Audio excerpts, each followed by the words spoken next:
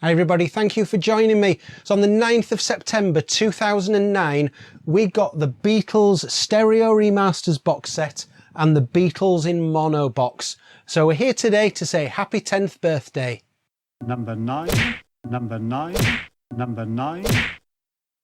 So I thought it'd be good to look back on that exciting time 10 years ago when these boxes came out. Look at what happened when it was announced, what were our initial thoughts about it, how has it aged over the years, and what other kind of things has it led on to. So it was first announced on the 7th of April 2009 that there was going to be this huge reissue of the Beatles back catalogue on the stereo and the mono versions. And it created a huge buzz on the internet at the time, and I guess outside of the internet as well. But it was just such exciting times for Beatles fans to think that we were going to be getting these sort of massively cleaned up versions of the albums, that they were going to sound better than ever. You know, some people might disagree that they did sound better than ever once they actually heard them. Personally, I absolutely loved them and paid so much attention to them when they came out. Spent so much time with them, particularly the stereo box. I didn't actually have the mono box until a few years later, but this one I got on the day of its release. One thing that I did, and I started it during the sort of late August, I think, before it came out. I put together this playlist in iTunes of everything that came before the album, so everything that came before the release of Please Please Me.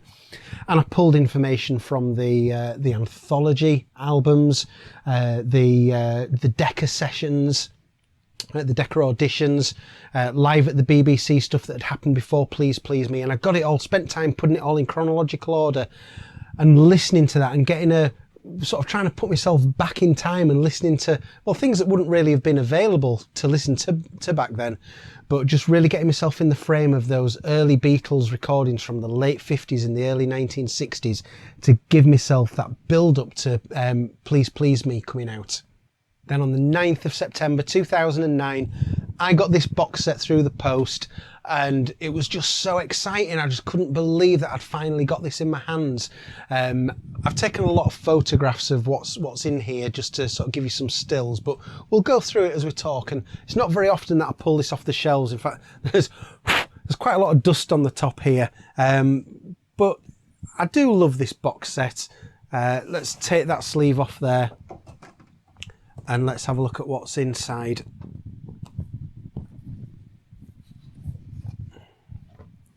Holding that up there, we've got Please Please Me and Magical Mystery Tour on view there. If I move this hand, they're all going to fall out, so I'm not going to do that.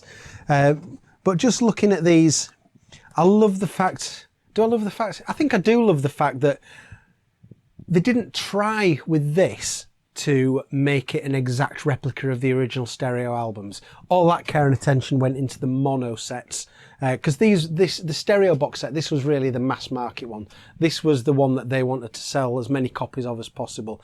So when you open it up, it's got photos that wouldn't have been on the original album. Those photos certainly weren't part of the original album. So it's, yeah, they weren't trying to make exact replicas of the albums here, and that's absolutely fine. That's no problem for me at all. But these were just great. And what I did was, once I'd listened to that iTunes playlist that took me right up to this point, I then started on the 9th of September 2009 listening to Please Please Me. And I probably listened to them closer than I'd ever done before, paid more attention to it. And I don't know whether it's because of that I picked up on so many things that I'd not really noticed before, or whether it was just because they were cleaned up and things that had been brought out that you'd not been able to hear as well in previous versions. But I remember my overriding impression, not just on these early albums, but pretty much all the way through, was if there was one person who was a big winner here, for me it was George Harrison. There was so many songs where I was thinking, that's George on backing vocals. I never realised George sang on this. Partly my own naivety at the time, but partly the fact that I was listening really closely, I'd imagine. But I got to appreciate George's role in the Beatles a lot more from listening to these early albums. So I did Please Please Me and spent sort of 2 or 3 days, I think, with this album. And then it was sort of doing the journey, really, thinking, almost sort of trying to put myself back in those shoes and thinking, okay, right, the next Beatles album's been released. I want to play it. So I played this, and there's one one of the absolute highlights of this whole package for me is on this album, and it's right at the end when it's Money, That's What I Want. So the 1987 CD, which was the only version of the album I'd ever had, this particular album, they used the mono version on CD. So what I didn't really realise, I hadn't picked up on the fact, was that this was the first time I was ever listening to this on stereo. And on the stereo version of Money, the guitar that comes in at the beginning, oh my goodness me, it was just incredible. It's actually a different mix of the song that they used, and they used this much heavier, rawer guitar. And when it came in, it was like, this is amazing. So that's one of my absolute highlights of the whole package for me, is what happened when I listened to that for the first time. And I was just really going through all these albums. Like I say, I would listen to this for maybe 2 or 3 times, and then think, oh, there's a new Beatles album coming out. It's called A Hard Day's Night, and I'd listen to this, and I'd spend 2 or 3 times listening to this. And over the first few weeks that this box set was out, I just hammered the Beatles music like I'd never done before, and just absolutely loved it. One thing that was quite interesting, that again, that I didn't really realise until the time when I started delving into it a lot more, was that on, let's just pull out Rubber Soul and Help. You maybe know this, that in 1987, when they did the first CD releases, George Martin was brought in to remix Help and Rubber Soul, just to try and make them slightly more modern mixers for the time, because the old stereo mixers, the old 1965 stereo mixers, are just really incredibly panned left and right. There's just, you've got sort of half the stuff over there and half of it over there, and there's just nothing in the middle at all.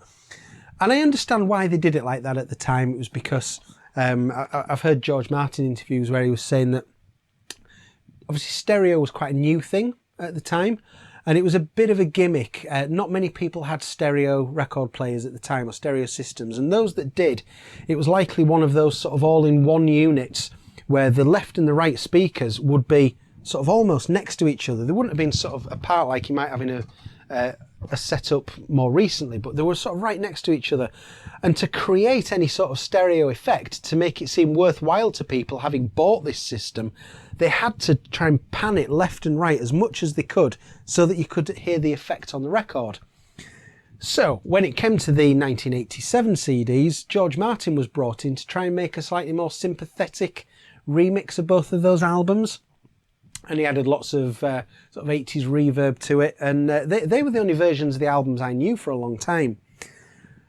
When it came to putting together this box set, apparently what happened was that putting this set together, George Martin wasn't particularly involved in this, but they decided to use his 1987 mixers on these 2 albums because they didn't want to offend him by sort of, I guess you could say, sort of taking the attitude that they didn't exist and going back to the 65 versions.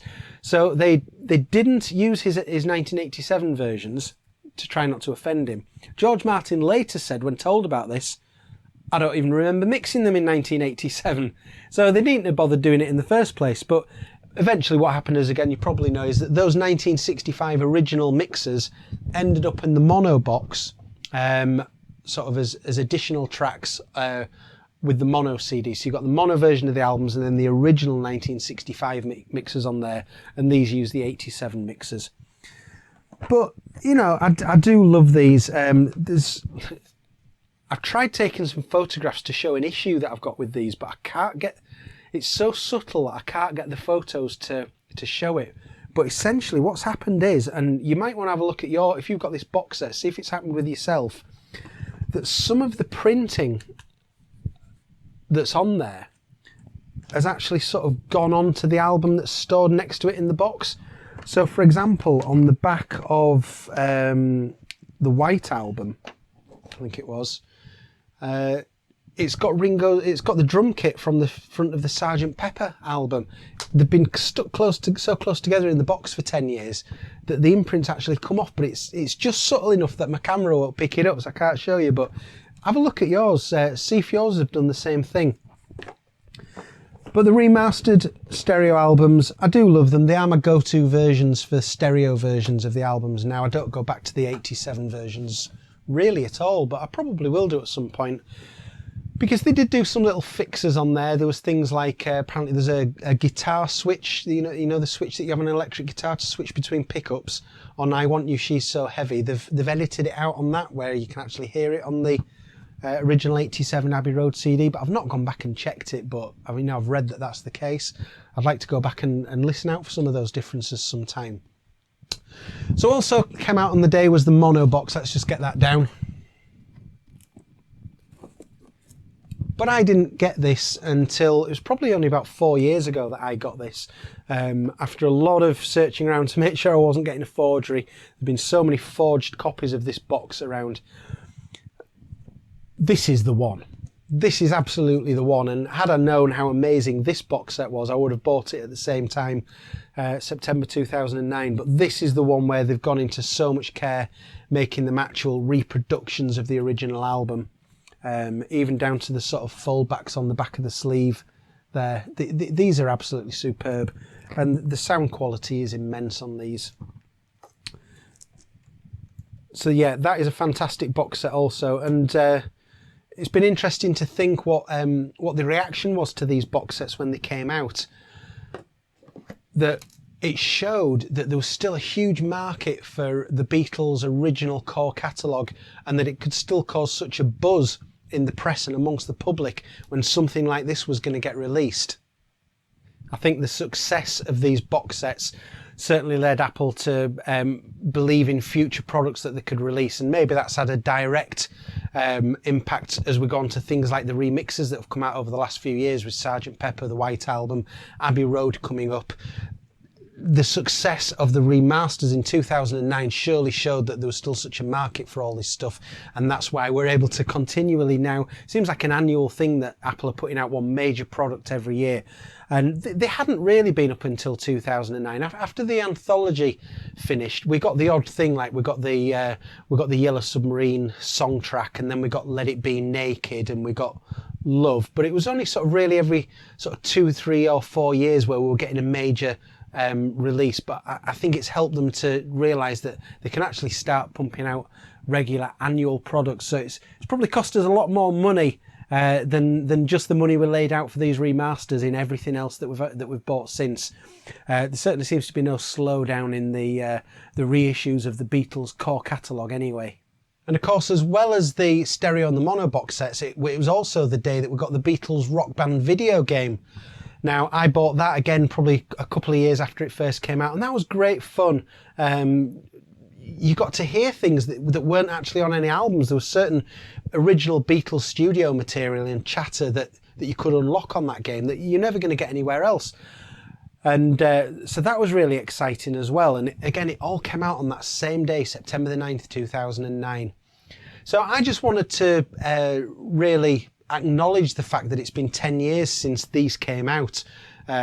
Very important moment, certainly for me in my sort of 35 years of getting to know the Beatles, and I'm sure it was very important for many other people too. So I didn't want to let that 10th birthday pass without a little tribute to these bad boys. I'm going to show you a gallery of pictures now. I've taken some real good sort of close-ups of these box sets, just so you can, if you wanted to have a reminder of what's in them without actually getting them off your shelves, or even if you've never seen them before, have a look through these and just enjoy these two magnificent sets. Thank you very much for watching, and I hope to see you again soon sometime. Cheers, bye-bye.